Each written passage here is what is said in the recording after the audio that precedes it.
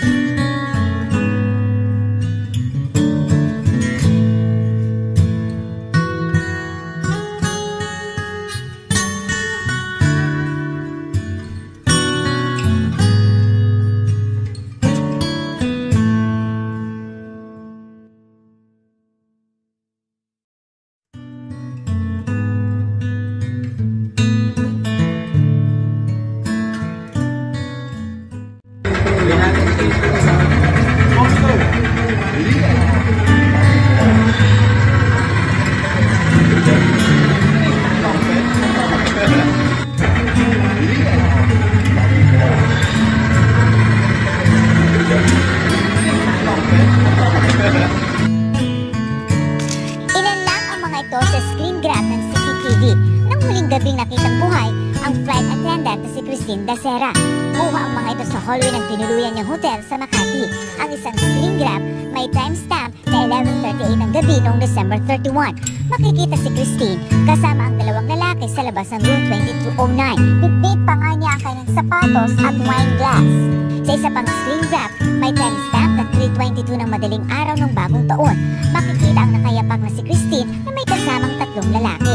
Makikita rin dito ang isa pang lalaki na nakatingin lang mula sa isang kwarto. Ilang segundo lang makalipas, makikita naman si Christine nakausap ang isang lalaki habang magkakbay namang naglalakad palayo ang dalawa pang lalaki. Nakatingin naman ang tatlong iba pa sa bandang dulo ng hallway. Screen grab ng CCTV nakasama sa mga sinisilip na ebidensya ng pulisya para malaman kung ano ang nangyari kay Christine. Mga lalaking